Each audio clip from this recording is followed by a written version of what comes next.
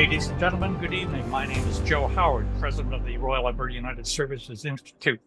Thank you very much for coming. I'd like to extend a very special welcome to our two guests, Dr. Tom Wright, Senior Fellow at Brookings and a former Senior Advisor to the President of the United States, and his colleague, Lieutenant General Mark Schwartz, late of the Special Operations world and also having time at the U.S. State Department. This evening's discussion is a fireside chat to talk about the process by which a national security strategy evolves. We're not here to talk about the policy or the strategy. We're here to talk about how the process by which the strategy evolves undoes itself. And our two guests this evening are platinum-plated experts on this field.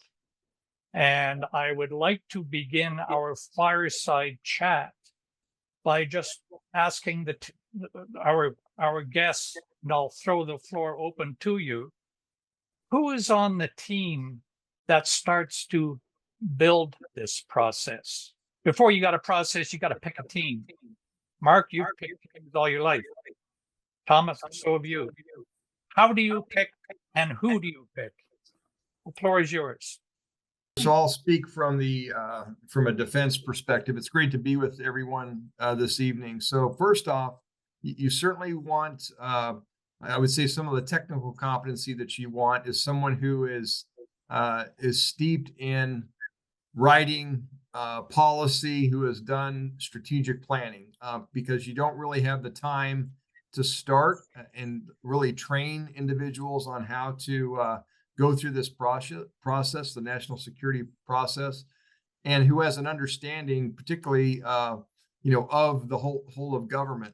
And that's something that I think, while as strategies get published at the national level, at the defense level, at the military level, we often think about it's just the military departments and the different services when it comes down to it, but it's so much larger than that, which Tom can speak about. So I know for a fact that the individuals that go on detail to the National Security Council staff that Tom worked with and led under our current and only, our published national security strategy, they are handpicked, and hopefully you get the best and brightest, and they're not a pickup team of learning, what the process is. Certainly if they never had that experience before, but typically they're on detail for 1 to 2 years. And then I think also the director of putting it, this effort together also has some latitude, and to be candid to say, I need the individual that may be sitting on the National Security Council staff may not be the right person per se, and they may ask a department or agency to provide another candidate for this specific process.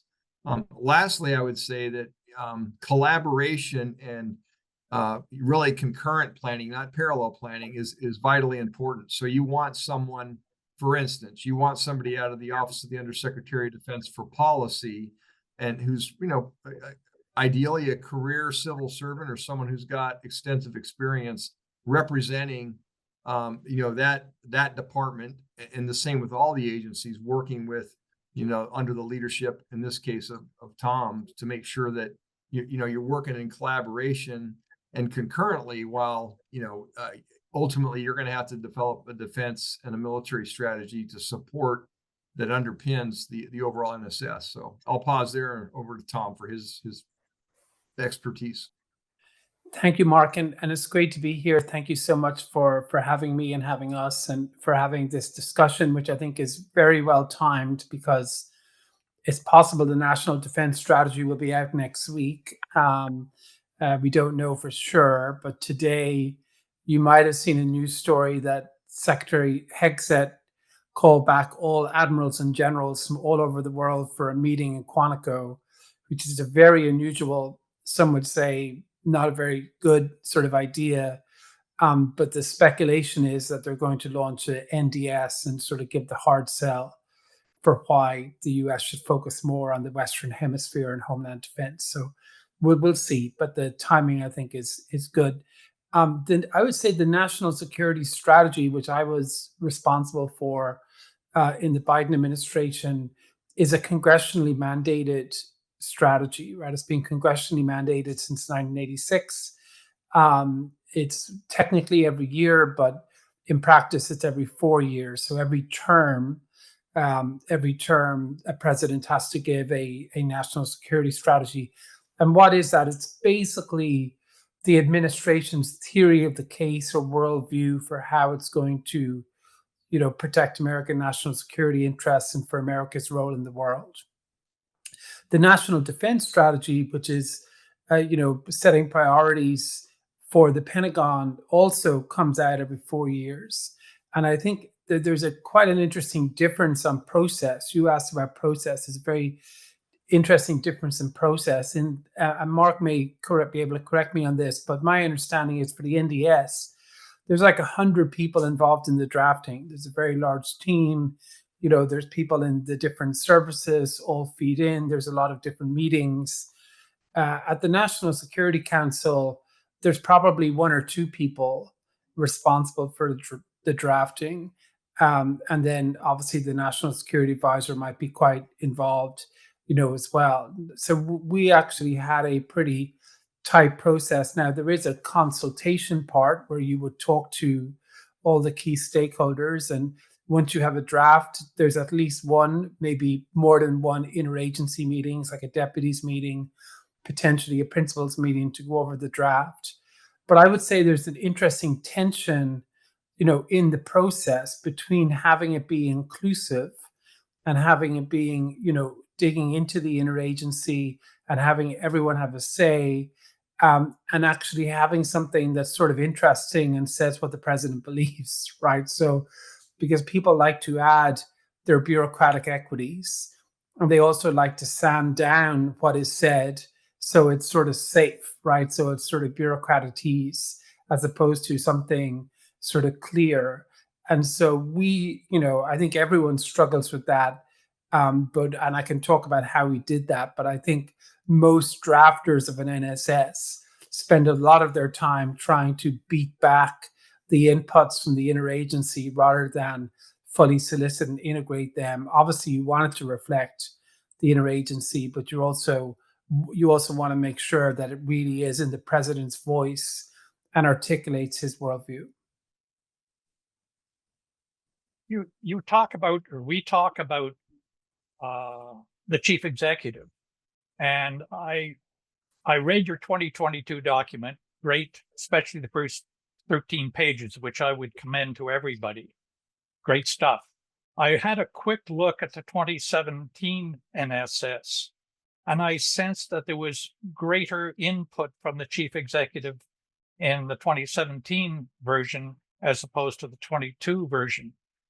Can either of you or both of you discuss how much real input does the chief executive have in this process? And is that dependent on the type of political system? And the American system is one system, Canada's is another, UK yet a third.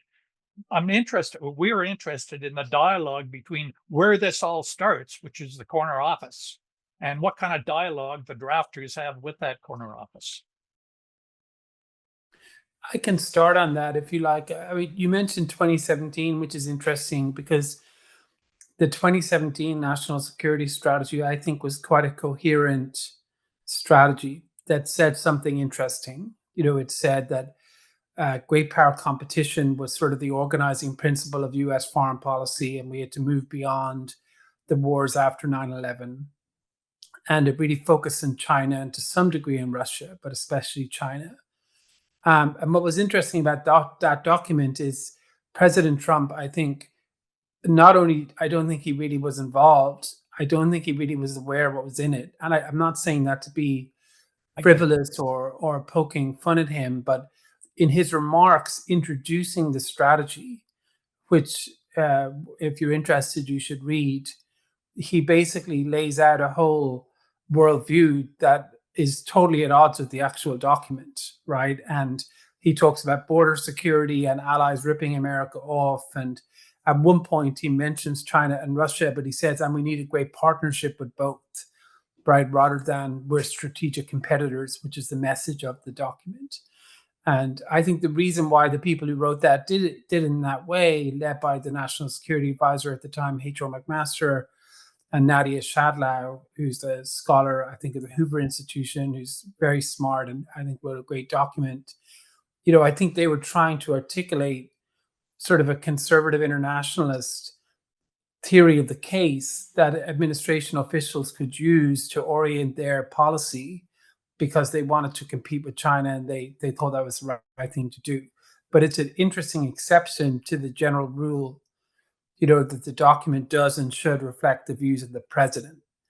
Our one, I would say the president was engaged a bit, but not a huge amount. I think what we benefited from was that the National Security Advisor, Jake Sullivan, was deeply involved. And I think you really need one of two things to have a successful document, preferably both, but you either need the president or you need the National Security Advisor to own it, right? And to be really deeply engaged in writing it and editing it, because that's the only way you can basically overrule the interagency.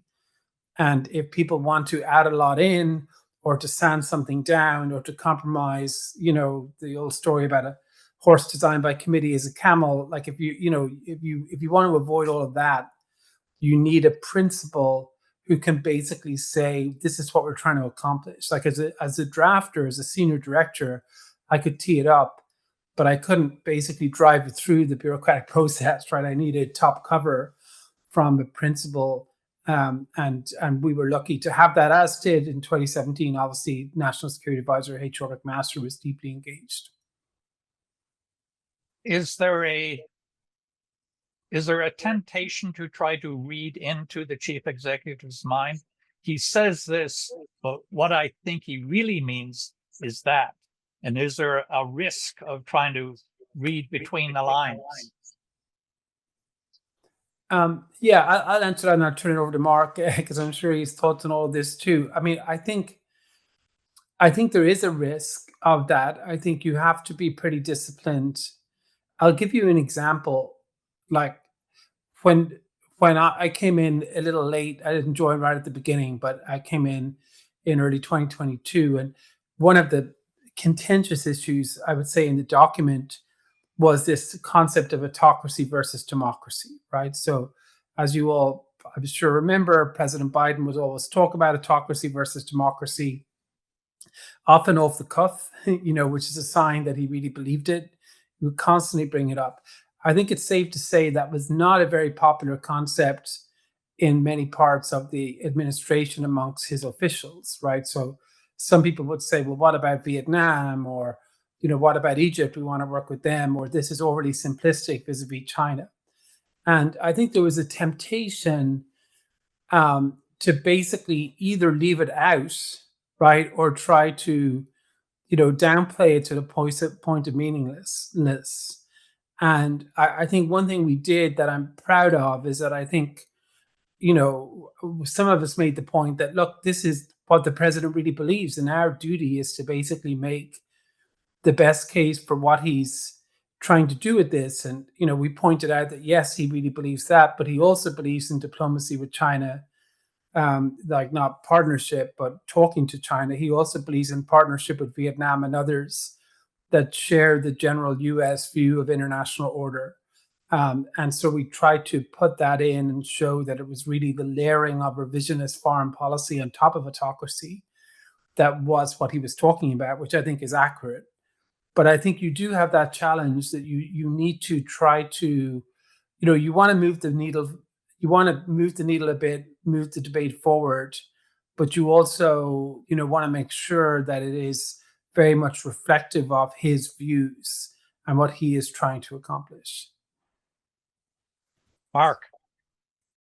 Yeah. So to your first question, Joe, that you asked, I think the talent around the president is super important, and their backgrounds, where they came from. So, in the case of, I know H.R. McMaster very well. In fact, since I was a lieutenant, and I remember clearly when, he was going through the interview process, and being selected to be the NSA. Then, when the publication of that NSS came out, I mean, it was, for me, while, I believe that it reflected what the POTUS wanted, what President Trump wanted. It was very consistent with what I would say we in the military, kind of viewed the world and how we saw the challenges that we were the national security challenges that were facing us. If you step even further back from the National Security Advisor and you look at who the president brought in to, his team, right? I mean, Secretary of Defense, former 4-star, and even though he wasn't probably day-to-day involved, I can guarantee that he and H.R. McMaster had extensive conversations as he was preparing that document. You look at, Mr. Jake Sullivan, again, just I didn't know much about him before he was appointed, but I was just like, wow, what a talent, and and I just, compare that to where we're at the present time. We now have a Secretary of State who's playing both roles, right? And the bandwidth to be able to identify a key team to publish an NSS. I mean, it's happening, as the president has press conferences and major engagements, like you heard the UN earlier this week, and the statement, kind of the complete 180 he's made on Russia.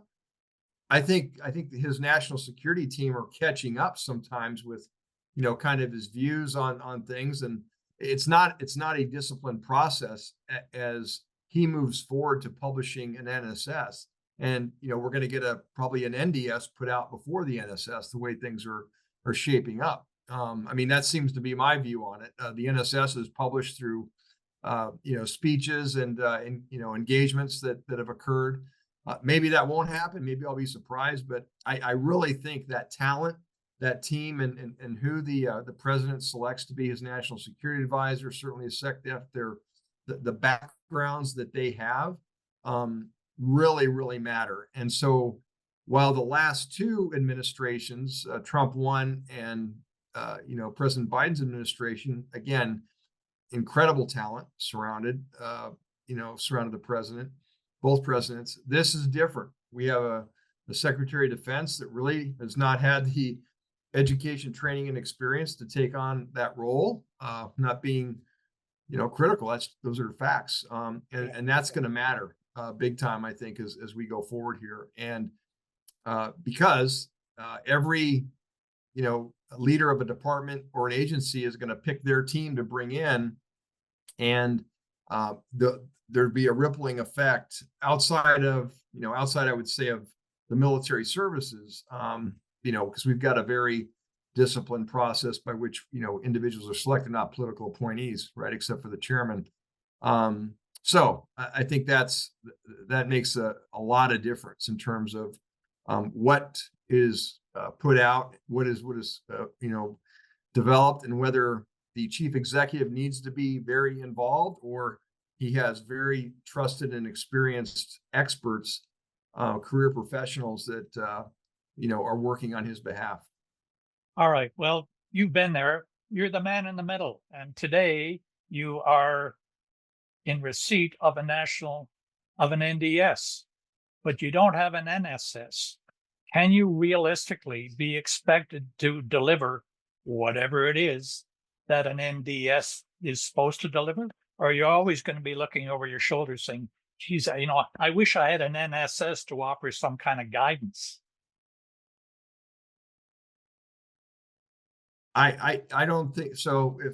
If we have an NDS published in advance of a national security strategy, while it certainly isn't, the proper process per se, that will not hamper the military department and the services to a great deal. It really won't. We're watching globally and what's going on across the world in our areas of responsibility, respective areas of responsibility. The service chiefs do that for the services, our combatant commanders that are geographically aligned. For the majority of them, we have some that are global, like U.S. Special Operations Command and Space Comm, and we have I think we have a good appreciation in terms of what the national security challenges are. Certainly, what are the vital national security interests of the president. He's been very clear in terms of what his priorities are, I believe. So I don't think there's really any guesswork there. Where I think it has a major impact and can have a major impact has to do with working with Congress and working through the NDA, the National Defense Authorization Act, appropriations. Because if it's not coherent between the NSS, the National Defense Strategy, and then ultimately the National Military Strategy, Congress expects that we exercise that level of discipline, at least in my experience working with them. And particularly when you see a major change, if you look at, I'll just talk technology really quick. So you look at the advent of multi-domain unmanned systems just over the last 4 to 6 years. That has really, and everybody realizes where resourcing and opportunities are within their services. Okay, so if that becomes a priority going forward, well, the appropriators that are looking at appropriations to the departments and then reviewing the proper use of the treasure that is provided by the American people to the U.S. government and to the services, they're going to be very critical to make sure that there's coherency in terms of how financial resources are being appropriated for the development of future capabilities to address national security challenges, national security threats, as an example.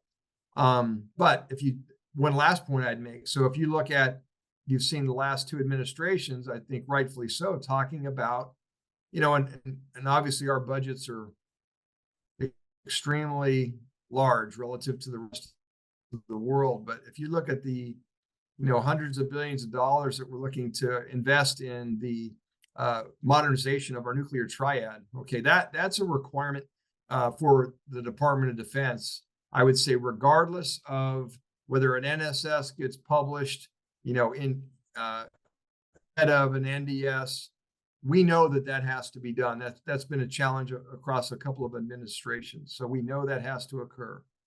And so the ability to exercise some of the requirements that we have that are, a key strategic deterrent is not going to be hampered, I would say, by a decision on whether or not the NSS is published in advance, as it should be in advance of the NDS. Okay. Well, we've spoken a little bit about the flow through from NSS to NDS. But when I was reading the 2022 NSS, I saw a complete section devoted just to the military, which drives an NDS. But it struck me, should there not be another lateral driver to a national economic strategy, or a national technology strategy, or a human resources strategy that addresses some of those key pillars? The defense has got it made. You got an NSS, you got an NDS, and then an NMS. Got it. But I'm wondering, the absence of a national economic strategy built into the NSS or referred to the NSS seemed to me a bit of a noteworthy absence. Is there a story behind that? Well, I think the document is already sort of too long, right? So you don't want it to be a book, and you also don't want it to be just like a catch-all for what departments might want to put in about stuff they haven't fully thought through, or just fairly generic. You want it to be sort of value added and interesting. Here is our sort of theory of the case. And the military one is a good example. We had sections on, if I remember correctly, on like national power, on alliances, I was of the view, Jake was of the view, that we needed to make sure there was a separate standalone military section there that talked about modernization and strengthening the military. Yeah. That's sort of important. Sometimes democratic administrations don't really do that, and I think we wanted to do that. And we did get some pushback from like USAID and others who said, well, maybe we should have a development section and maybe we should have these other sections. And it's not that we don't think those are important, but you have to sort of prioritize in a national security strategy. I do think, that if you look over the course of the administration, hopefully you can discern, including from the White House, what the position is on like technology, on economics. And I would just point you to a couple of things. Like basically after the or around the same time as the strategy was coming out, we launched the first technological export controls in China. And I think we created quite a new architecture for export controls in early 23. So about 5 months after this strategy, Jake gave a big speech at Brookings articulating sort of a new view of foreign economic policy. So I think those things sort of followed, from the strategy, but they weren't all sort of reflected in the immediate document. The one thing I would say in the NDS is, on the timing, I think it's important for the Undersecretary of Policy who is responsible for that, and the person responsible, probably my role, the Senior Director for Strategic Planning, just to be in close contact to make sure, that each sort of knows what the other is thinking, and, that the views of the NSS are reflected in the NDS.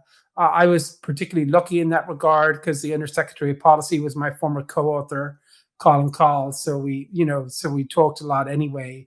But I think you can try to align them formally through a bureaucratic process, or you can also, just be good colleagues and just stay in touch and swap notes. I think this administration, will probably make sure that even if the NDS comes out first, I think all the indicators we're getting are that it will very much reflect Donald Trump's viewpoint, right, or Stephen Miller's viewpoint, or whoever in the White House who's sort of calling the shots on this stuff. That's obviously a double-edged sword, like process-wise, that's good. Substance-wise, it depends on one's point of view, right? But I would say these documents are more likely to constitute a real break with previous U.S. doctrine than maybe any other NSS or NDS ever, in that they are more likely to say things about alliances or about, regional priorities that are very different. Now, one might think that's, if you like Donald Trump and you like America First, that's probably a good thing. If you're more of a traditionalist, traditional conservative, traditional liberal, probably not so much. But I think that's what I'm watching for this time, is more of a major, conceptual break with the past in ways that I think will be a little bit controversial. Well, that interesting point, because you've anticipated my next line of questioning. That is, how often were either of you or both of you gentlemen looking over your shoulder while writing the documents that you were authoring and saying, geez, what did they do last time? Is there any desire, or is there any merit in trying to have some degree of consistency and avoid these huge swings from one to the other, as you just alluded to, Tom? Mark? Yeah, I would say that there certainly have been some pretty significant swings from, just from, the end of the last administration to the present. But it's unique in that we had the precedent of Trump 1 to, inform us. So it's not as shocking, I would say. It's not as shocking to the system. I don't mean to individuals. Yeah. So I do think it's important, though, to have continuity, because first off, while there are events that happen in the world that we don't anticipate. Look at the fall of the Berlin Wall. Look at what happened to the Russian Federation after the fall. And I mean, just who could have imagined what we experienced all through the 90s? And you look at 9/11. I mean, nobody was watching that on September 10th. And look how that shifted our national security strategy and our vital national interests, and how much more important, I mean, and real protection of the homeland became as a result of that over the course of 20 plus years. And now look at who would have thought that I would, personally surprised, having worked at NATO twice in my career, the effect of our president could have had with respect to the view on the role of NATO and the U.S. role inside of NATO under Trump 1 and certainly now. I think in many ways very good, particularly with respect to compelling the alliance to take as seriously the defense of Europe as the United States has over the course of its, over the course of its existence. I mean, pretty remarkable.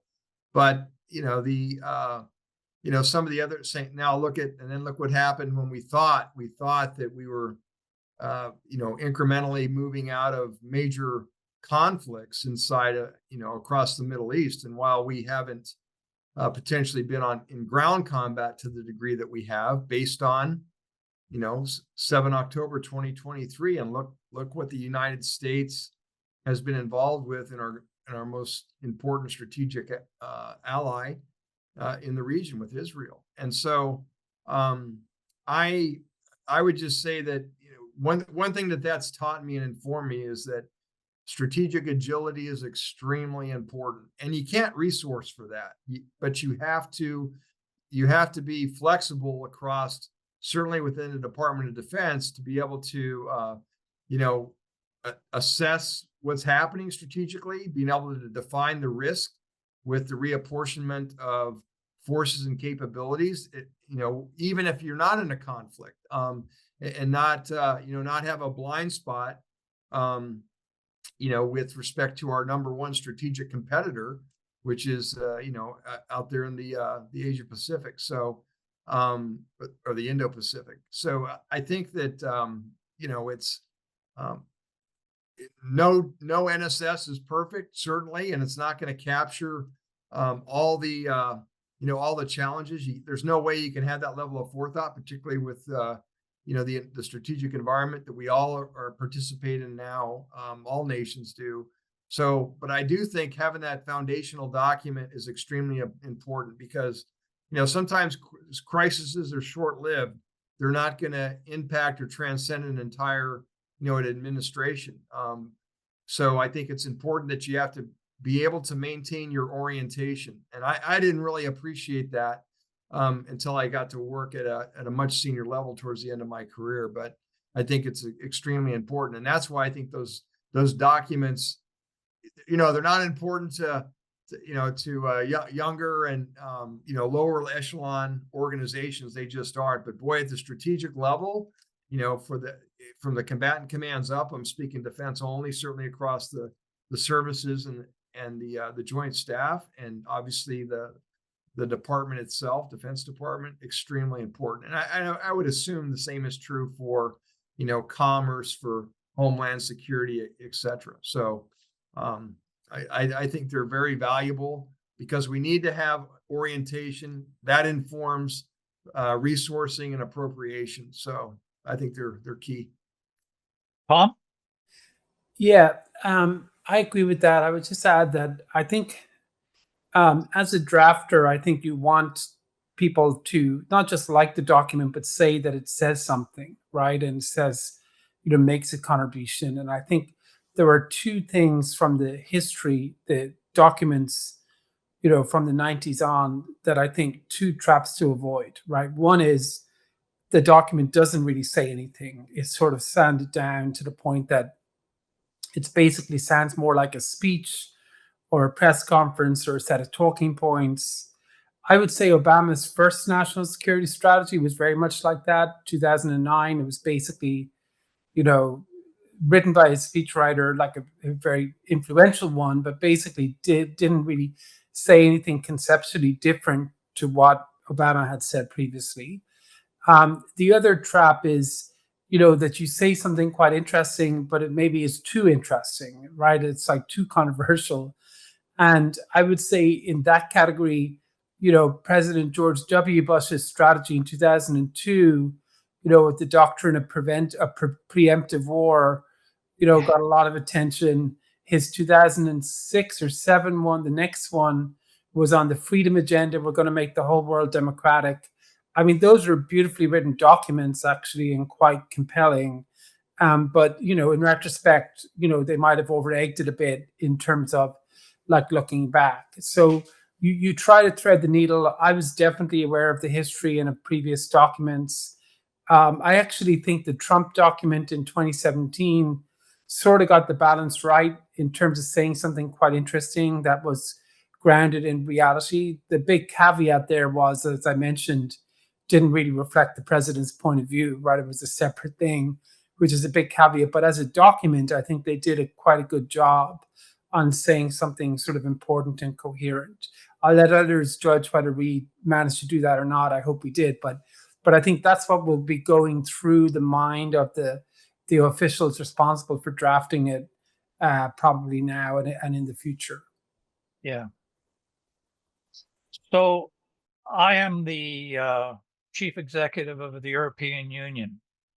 I've just entered my office, and I'm looking for consistency among my allies, including the United States. And if there isn't that consistent trend line, I'll forgive changes, but these huge changes are very difficult to digest.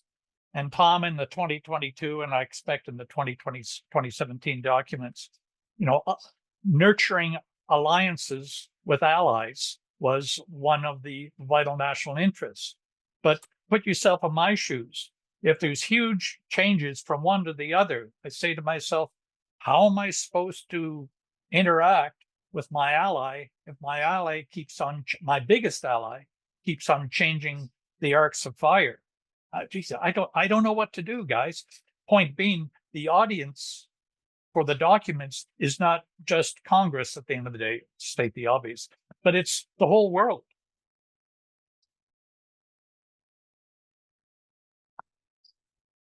Yeah, I can start off there. I mean, you're exactly right. Like, the joke is that nobody really reads these documents except for think tankers and foreign governments, right? So foreign diplomats read it very closely, and they will count the number of times their country is mentioned, notice if it's not mentioned, try to really parse language. So that happens a lot. And I think you are conscious of that when you're writing it. I would say, this may not be a very popular thing to say, but I think what we're seeing from Trump's second term, in a way, is a lot of allies, and I know Canada pushed back hard at the start, but a lot of allies, especially in Europe, are really, even though there's total confusion and real doubt about America's commitment, are sort of bending over backwards to accommodate and to try to facilitate, President Trump to keep the alliance afloat. And so I agree that, big changes can be a little bit disconcerting, but they do try to adjust and manage that. They prefer if it was consistently, pro-alliance, like they would like that for sure. But they figure it out, I think, because they recognize that it's, we're all democracies. The US is prone to these big shifts, and that will happen. Yeah. Well, putting it into the military context, Mark. I guess my only comment would be that, to me, what I've seen is it's certainly with both Trump 1 and current. I mean, it's all very transactional. So versus cooperation and collaboration, and not even inclusion. It's more cooperation and leading strategic alliances. It's all transactional, and I'm sure like we all have I remember clearly when, both the president and then former Secretary Mattis, spoke out at NATO during the defense ministerials about, what was coming. And I think based on past presidents and past secretaries of defense, I think the alliance thought, well, yeah, I'm sure they want us to contribute more, but this too will pass. And clearly, not only did it not pass, it I think very real jeopardized what U.S. participation and support to the alliance was going to be had the alliance not made the decisions that they made under the first administration and the current and now the current one up to 5%, which I think is great. I mean, hearing former Secretary Mattis say, that why should the United States care more about the security of Europe than the nations of the European nations of NATO? I mean, everybody understands that, but to hear that direct from our Secretary of Defense, I think really, and then backed up by the chief executive through action, I think was pretty compelling. So I think now, to Thomas's point, I think national leaders understand the state of play, and I think much better how to work as they probably learn with multiple administrations. I mean, they had the privilege of working with President Biden and his other roles as vice president and certainly in the Senate for decades prior to, so very well known international leader. But I think as we started out at the beginning of this, Joe, I think who's the leaders that are in position and those around the leader that are responsible for these extremely important documents that not, like you said, not only inform direction for U.S. national security interests, but globally as well, I think are vitally important. And so I'm glad to see that they have the impact that they do, because I think that brings relevance to the hard work that's being done that Thomas has led in his time in government, and many others have. My most challenging assignment was working in NATO for sure, because I had no appreciation of the collective agreement that had to take place, and I only worked really at the operational level, working documents and plans for the Afghan theater with NATO headquarters and Joint Forces Command Brunson. But so I have great respect now for how important those bodies are, and what they do on behalf of the alliances that they represent. So I think to me it's reassuring that they are important, and they are read, they are listened to.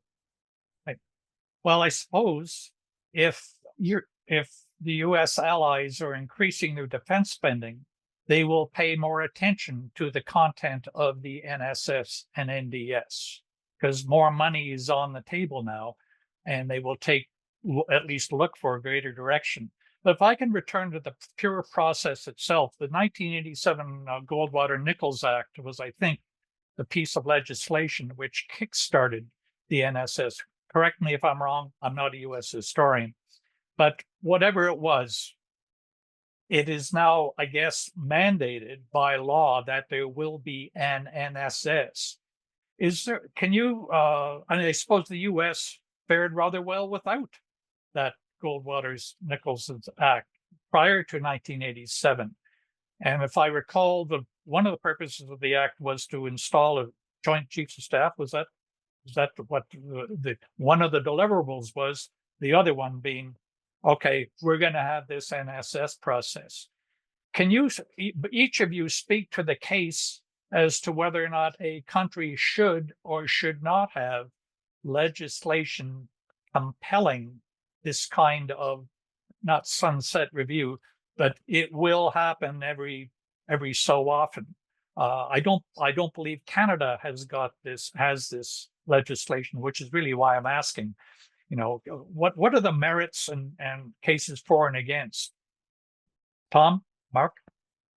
Yeah, I can start. I had a lot of foreign government of diplomats come in to, say that they were doing their first ever national security strategy and to sort of get our thoughts on how to do it and the process. And I think a lot of governments are looking at this and doing it. And I think they're doing it in part because the world's becoming more dangerous. And, there's a lot of things to sort of figure out. I think for all the things we spoke about this evening, there's an additional thing that's happening that I think you might have referred to earlier, which is other departments and disciplines are coming into the national security space in a way that they didn't before. So for us, the Department of Commerce is quite significant on the technology side. Economics is very important.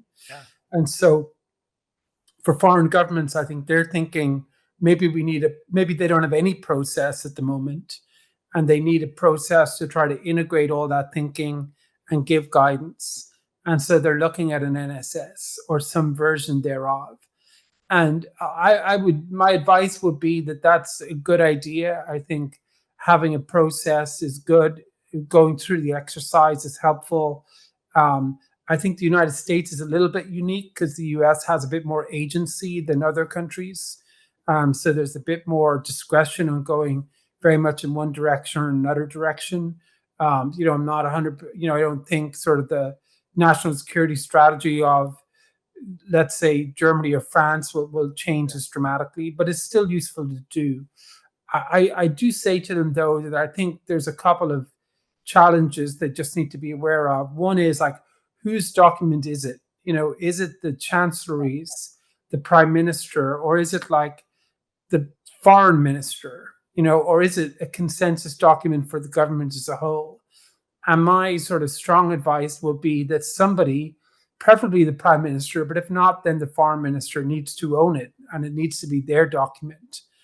Because otherwise, I think, you just run into the problem that it goes through the bureaucratic system and really not much comes out because everyone's fighting for their own equity. So you do need a tiebreaker there. And then I think you do want to try to, you do, it's usually a public document. We haven't mentioned this yet, but the NDS is a classified document with a public summary. The NSS is a public document, right? So in a public document, it's partly about your internal deliberations, but it's also about the message and the narrative you're creating and what you believe you're trying to do and how you talk about that. And so that comes into it too. So I think it is a good thing to do. But I do think, it's helpful if one senior official, preferably the Prime Minister or President, is the one who wants to make sure it reflects their perspective. And you're talking about the individual, not the office. Well, I think both. I think both. Yeah, I mean, it is like the office, but the office is held by a person at a given point in time. So, I mean, I give you an example. Like, this was quite an issue with Germany because with Germany last year, with Chancellor Schwartz, like his views were quite different to the foreign minister's views, right? The foreign minister was quite hawkish in foreign policy. Chancellor Schwartz was not. So as the Germans were writing something, I was curious, like, is this a foreign ministry document or a chancellery document? Now, it's a foreign ministry document, but then how does that work in the end game? If you're trying to make sure the chancellor is on board, who's also a member of a different party, so it gets complicated. But I think ultimately, it's just, I think it's just important that it's reflective of a particular institution, maybe an individual, but an office. So you can say this is, the Prime Minister, the view from the Prime Minister's office by what they're trying to do, basically. Well, this leads into a question that I know Jim Cox would like to talk to. And that is, how does policy and grand strategy fit into this process? So, Jim, if I can turn the floor over to you, because I think you can express your point of view far better than I can. Joe, thank you very much. And gentlemen, thank you. It's been really interesting. I've had a complaint here in Canada for a while that everybody appears to be interested and focused on strategy, and we haven't heard anything about starting at the top of the pile of the framework that I think is the proper place to start, and that's with a policy. And of course, it's a political statement. It's to be aspirational, and then after the policy is the need for the grand strategy that engages all the elements of power, of national power, and imposes obligations across all of the parts of the government. However, in practice, all we've ever had are strategies. So I'm curious if in the process that you have described tonight, have you ever had anybody who has talked about the need for a political statement in the form of policy that is forcing the chief executive or the members of the cabinet to actually express clarity in the attainment of objectives at the political sort of level that all of the other stuff has to follow on from? So, so Jim, great question. I was a PhD student of John Eikenberry's, so I feel like immersed in grand strategy. Spent a lot of time working, and read a lot of those folks, and I know Jake has too. He's a lawyer by training, but also deeply immersed in those debates. And I do actually think in a U.S. national security strategy, those concepts are very frequently dealt with. Whether they're dealt with well or not, I leave it to others to judge. But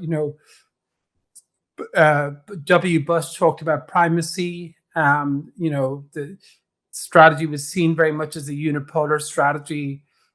We talked about strategic competition in the age of interdependence and how interdependence affects competition, sometimes negatively with a negative synergy, there. And we thought a lot about whether or not to use the term liberal international order, rules-based order. We didn't really. We talked about instead, in plain English, the world we wanted to create, which is a world that was free, open, prosperous, and secure. And we defined the order in that way. And so I do think, grand strategy does very much come into it. I think you then need to, try to make it concrete and granular in terms of what it means for U.S. policy, right? So you don't want to be sort of wrapped up in a realism, liberal internationalism, neoconservative paradigm that doesn't actually say anything about what the government should be doing. And so I think, you try to weave it in without making it overly rigid or overly, academic. But it's a great point, and I think, I definitely think we've all sort of learned a lot from the grand strategy writings.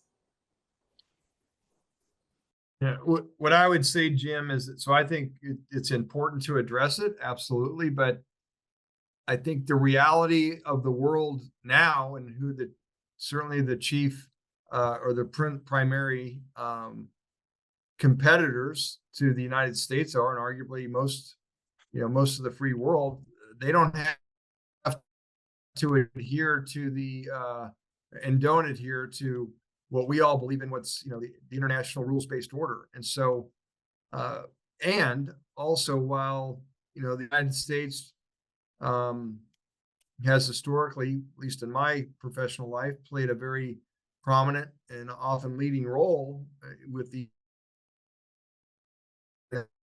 national community, it all boils down to see the world play out and how we'd like all of our allies and partners around the world support the grand strategy that we laid out and that we think is coherent with the way most of the West looks at things.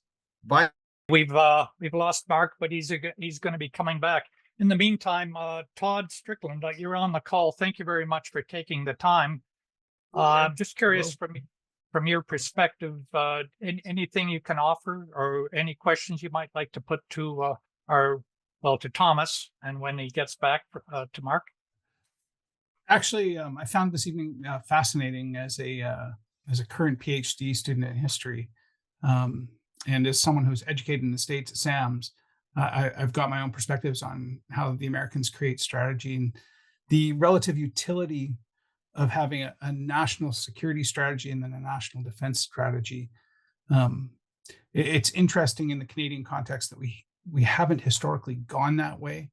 And there's all sorts of reasons for that. But I think the biggest one is political. And if political masters don't see the need for a national security strategy and they want to be able to operate in the vagueness of a lack of one, then that's what we end up with. But at the end of the day, as military professionals, we still have to create something upon which to base decisions and guide our institution. So I find it really interesting that the Department of Defense in the States is issuing a NDS in the absence of a national security strategy in the forthcoming days, presumably. But I'd just like to say thank you for the opportunity to listen and hear. So thank you very much. Thanks, Todd. Peter, I understand that you've got a question. I'll turn the floor over to you, if I may. Well, thank you, Dr. Howard. My name is Peter Dusanov. I'm based in Toronto, and I'm one of the directors of the NATO Association of Canada.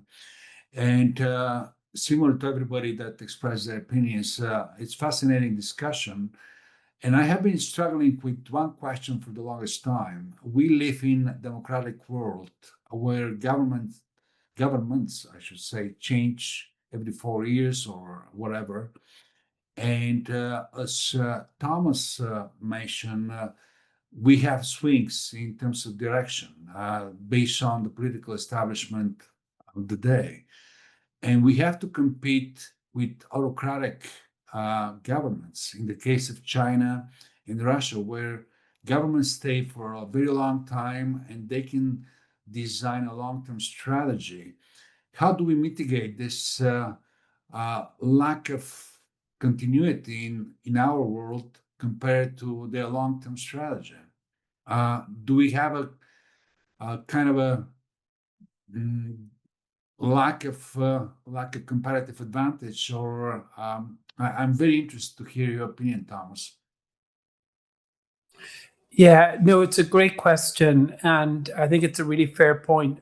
I think we have a problem about the swings, that like we feel like we did a lot, for example, on the deepening of alliances, and now a lot of that's been undone.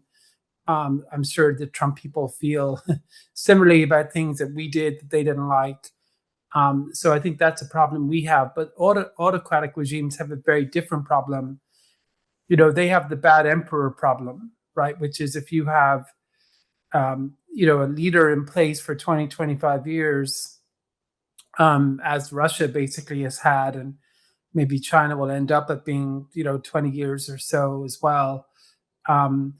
There's no real means of correction, right? So there's no way of adjusting course. It's all like one person or their close circle.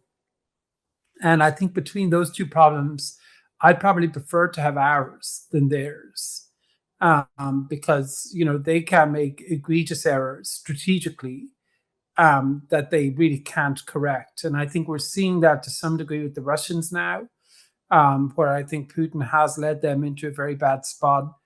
But I think, it's a fair topic to debate, which, I think China and Russia can plan, ahead, but they don't always plan well. And in the Chinese case, I think we could talk more about that, but I think they have some issues in terms of information, accurate information getting to the leader, them being able to adjust course.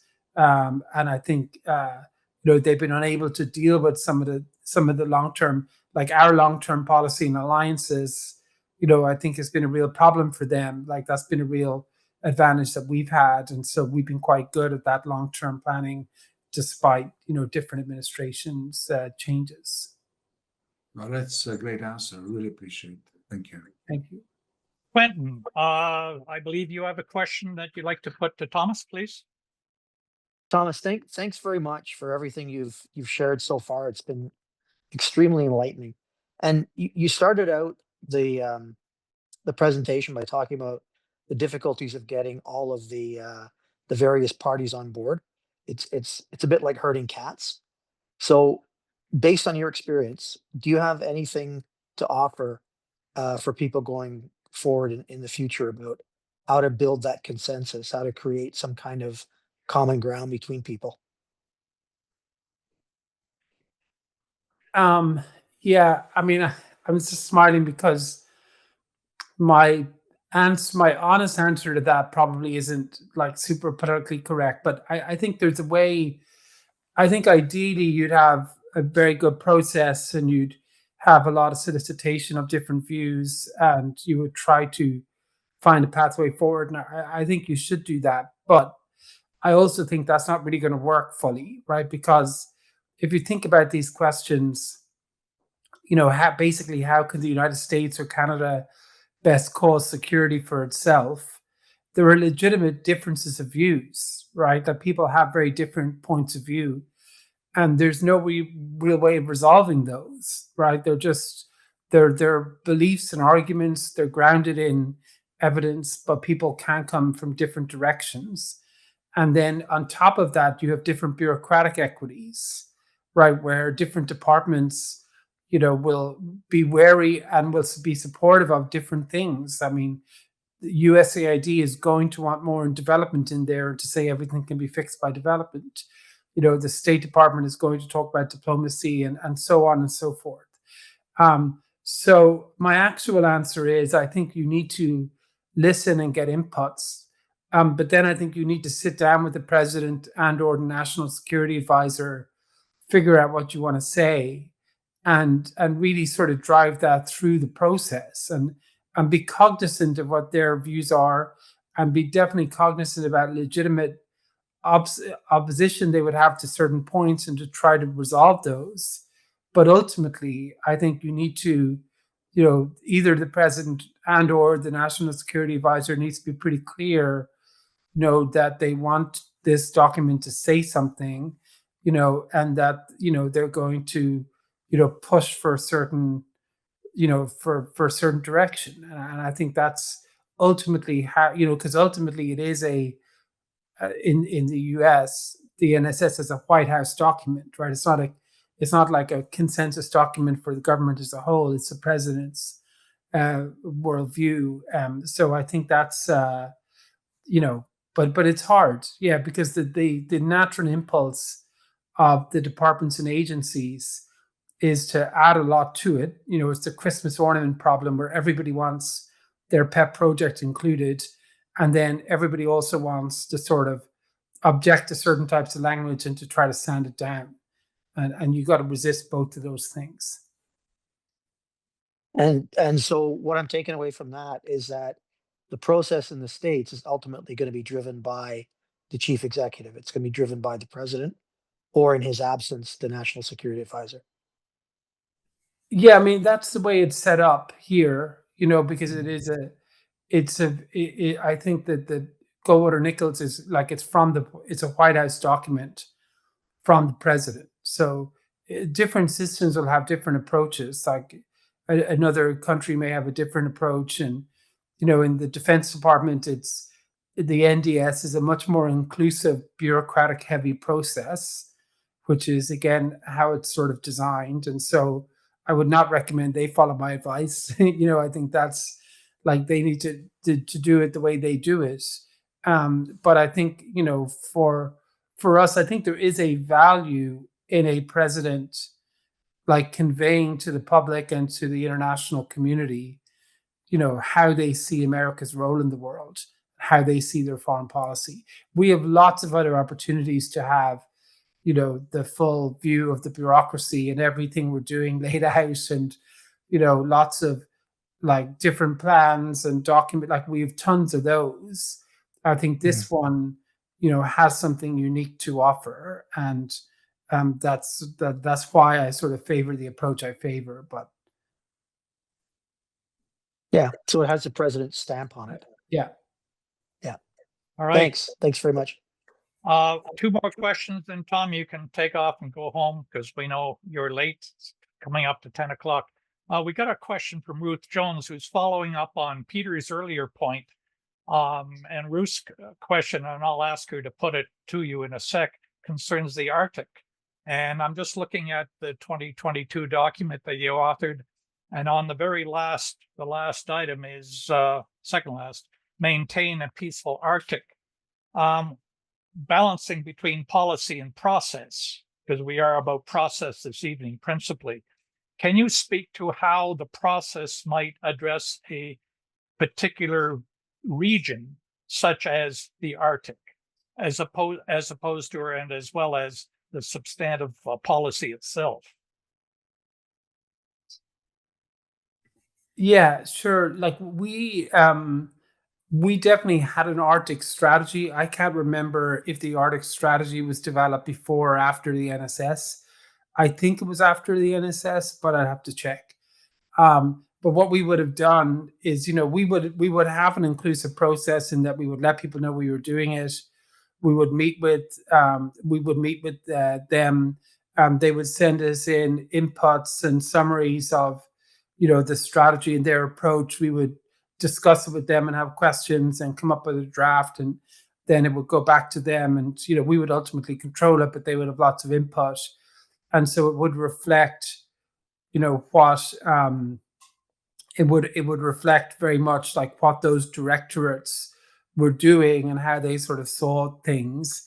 There might be some trouble then on reconciling some of these regions with the overall message, and if we have a policy of competition with China and Russia, does that fully square with the Arctic strategy?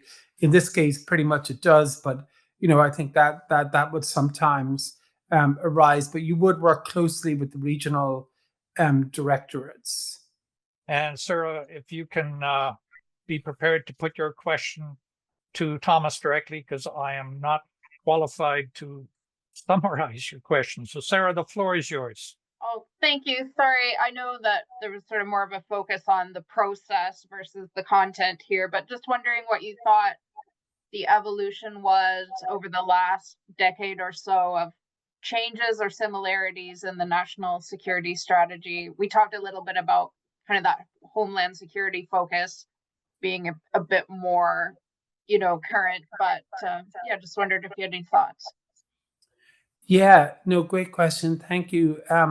So I think there is a big change that's sort of shared by both parties for the most part, and that's a move away from sort of the post 9/11 wars and the global war on terror and Iraq and Afghanistan toward great power strategic competition with China and Russia, and maybe Iran and North Korea also. But it's a shift away from those problems of terrorism and rogue states and proliferation toward a more, in some ways, traditionally geopolitical, set of challenges. And those geopolitical challenges are layered on top of those are, economic and technological questions.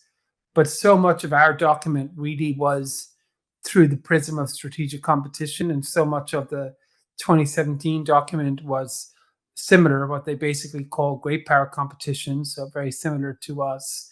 I think we had slightly different takes on it, but I think that is sort of, that was a common thread, and I think that reflects a broader shift in the foreign policy community and the national security world toward sort of major power competition, and I think flowing from that we've seen huge changes in approaches to technology, a move away in some ways from on federal globalization, I think largely because of China's actions. So again, tied up in that strategic competition. So I think there are lots of different, consequences flowing from that change. But I think that would be the biggest shift I would identify. All right. Well, listen, it's coming up to quarter after the hour. It's 10:15 on the East Coast.